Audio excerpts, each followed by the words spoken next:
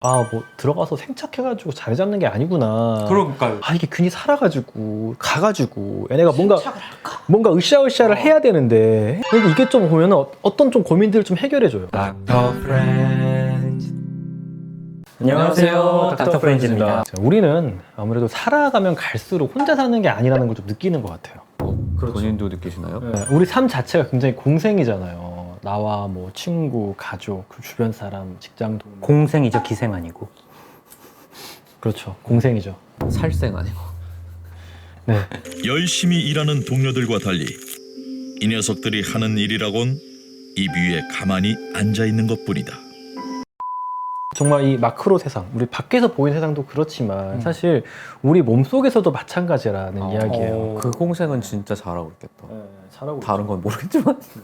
그러니까 우리 장 속에는요 30조에서 40조 정도 되는 이런 뭐 장내 미생물들과 우리는 공생하며 살아가고 있어요. 엄청 많군요. 그렇죠. 근데 우리의 장은 어때요? 우리가 음식 외부와 사실 어떻게 보면 연결되어 있는 곳이죠. 맞아요. 외부를 연결이 되어 있는 것이죠.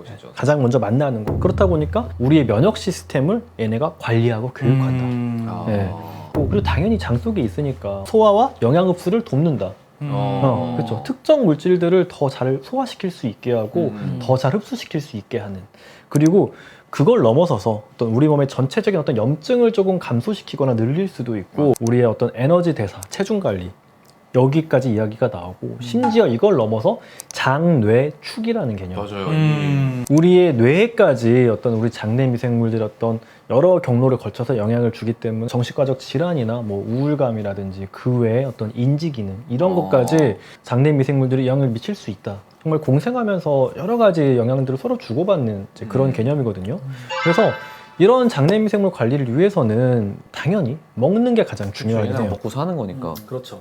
그래서 아주 옛날에 우리 인류가 먹었던 것들 아주 거친 이제 뿌리 야채 그런 채소 이런 우리 조상님들 빵도 좀 만들어 먹고, 설탕도 좀 먹고. 그런 게 너무 늦게 나왔어.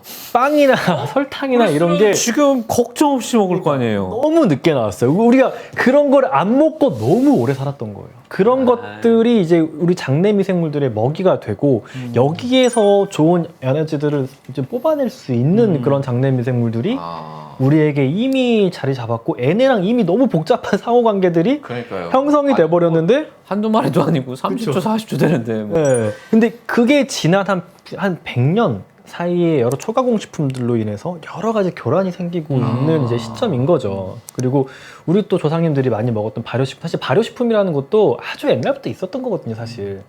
발효가 되니까요. 그쵸. 발효라는 게 그냥 놔두면 발효가 되는 거니까. 그래서 이런 것들이 우리 어떤 장내 미생물총에 좋은 영향을 준다. 그런데 그러면 조금 이걸 빨리 이렇게 당을 먹으면 되지 않을까? 우리가 진화를 믿고 살아가기에는 우리의 생은 너무 짧으니까. 그렇죠. 어쩔 수 없이 우린 여기에 맞춰 살아야 되는데. 포켓몬처럼 막 지나는 거 아니니까. 근데 진화가 시작됐어!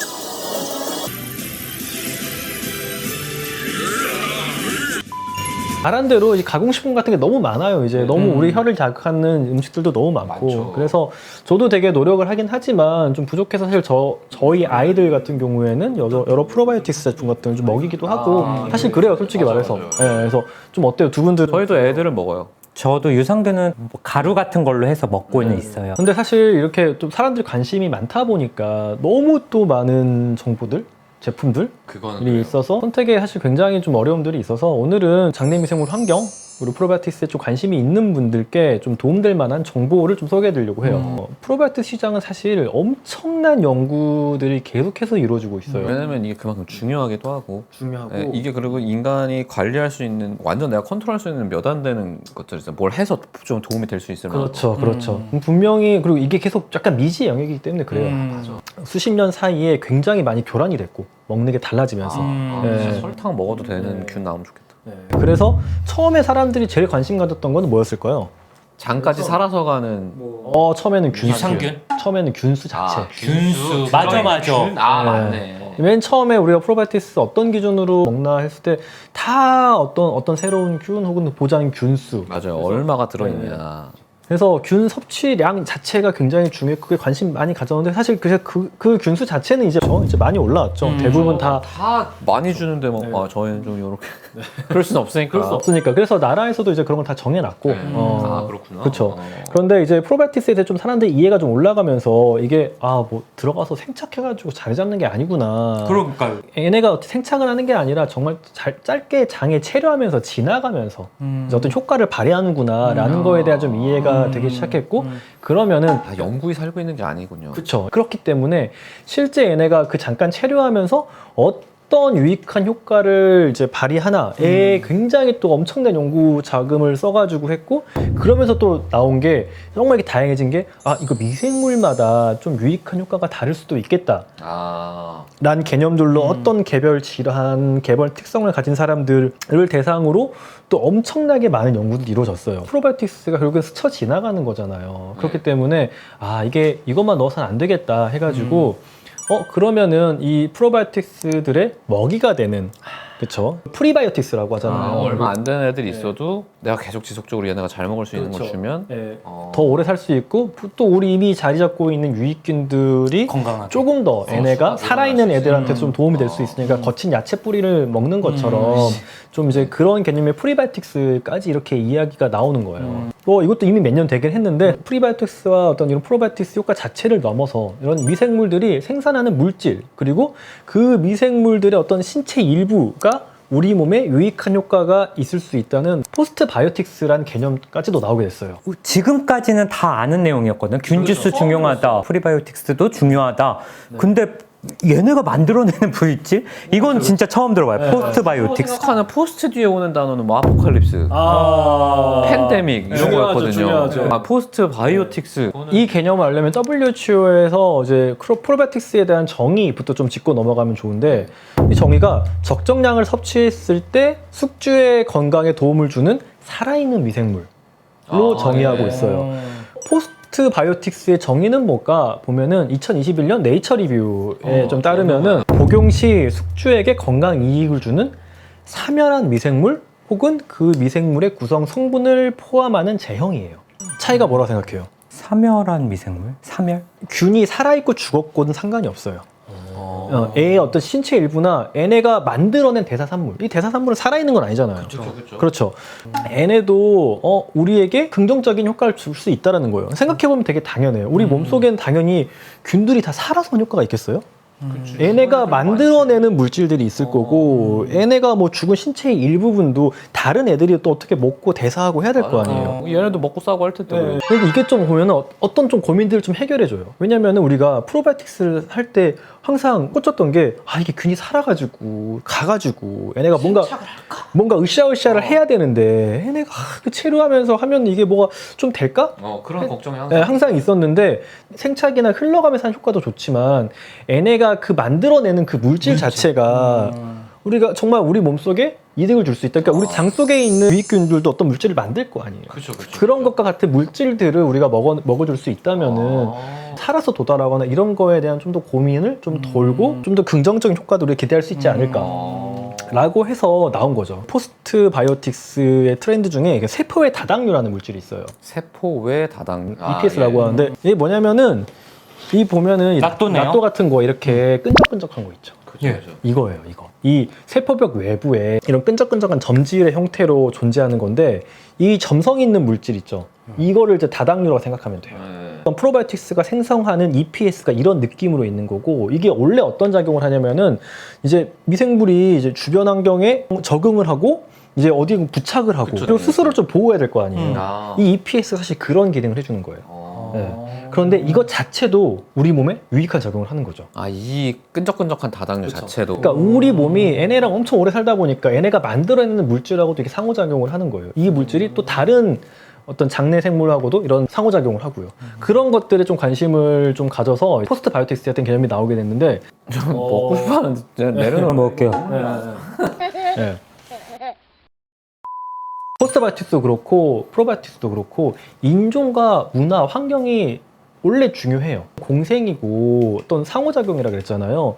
생뚱맞게 어떤 유럽의 어떤 아주 추운 곳에 있는 사람이 가지고 있는 어떤 장내 미생물은 이 내 장 속에 있는 애들이랑 좀 안 맞을 수 있겠죠. 아, 그렇지. 얘가 뭐 이 사람한테는 좋을 수 있겠지만 그렇죠. 뭐 나한테 들어왔을 때는 어떻게 될지 모르는 거죠. 그래서 문화와 인종마다 좀 좋을 수 있는 균 그리고 좋을 수 있는 포스트바이오틱 성분이 좀 다를 수가 있어요. 네. 그런데 이제 동아제약에서 진짜 건강한 한국인 그 20대에서 50대까지 사람들의 장에서 유래된 그 락토바실러스 파라카제이랑 비피도박테리움 비피덤이라는 균들이 있거든요. 얘네가 이 EPS라는 물질을 만들어내는 거예요.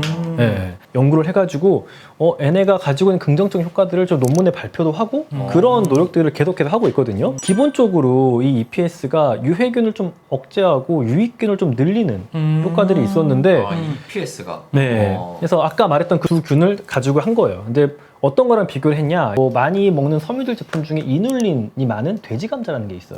돼지감자 저도 들어봤어요. 네. 이게 그 차로도 해서 마시고 하는데. 이게 당뇨병 있으신 분들이 이게 뭐 혈당 뭐 안 올린다고 드시는데 뭐 소화 흡수가 안 되니까 아, 소화흡수가 안 돼요? 네, 소화 흡수가 잘 안 되기 때문에 이제 그 혈당을 별로 안 올리지 않는데 혈당을 낮추는 건 아닙니다. 예, 그런 이야기를 좀 드리고 싶고 이거랑 비교해가지고 장 속에서 유해균 중에 좀 대표적인 게 CDPCL이라는 게 있어요. 아, 항생제 오래 쓰면 생기는 네. 점막 이렇게 해가지고. 말씀한 대로 항생제 오래 쓰면은 늘어난 유해균 중에 좀 대표적이고 맞아요.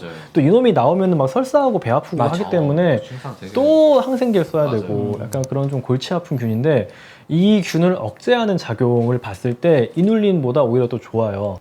아, 이 EPS가. EPS가 좀 더 우월했었고 기존에 알고 있었던 유익균들 늘리는 효과 자체도 좀 이눌린보다 좀 우수하더라. 그런 것들을 이제 2022년에 이제 게재를 했는데요. 비피도박테리움 비피덤 같은 경우에는 아까 말한 EPS를 생성하잖아요. 애도. 근데 이제 균 자체도 얘가 보니까 항산화 효과라든지 뭐 장내 균 안전성 자체도 좋고. 예, 이런 게 좀 뛰어나요. 그래서 여기에서 분리한 그 EPS 가지고 아까 말했던 이눌린과의 어떤 연구 결과가 2022년 그 11월에 Food Science and Biotechnology에 게재를 했고 이거 SCI 저널이네요. SCI 저널에 게재했고 락토바실러스 파라카제이 얘네도 이제 EPS 영향으로 위에서 좀 내산성이 좀 더 높고 그리고 여러 소화액, 뭐 담즙, 췌장 이런 거에 대해서도 조금 더 이렇게 스스로를 보호하고 장 부착성 당연히 끈적끈적하니까 예, 이렇게. 이런 게 좀 좋더라. 뭐 유해 미생물을 좀 억제하고 염증을 좀 떨어뜨려주는 효과가 굉장히 좋더라. 예, 이런 것들이 좀 2022년에 여기도 12월에 마찬가지로 이제 마이크로 오르거니즘에 이제 게재가 됐어요. 이 둘 다 이제 국제 프로바이오틱스 학회인 IPC 2023에서 이제 어떤 효과와 효능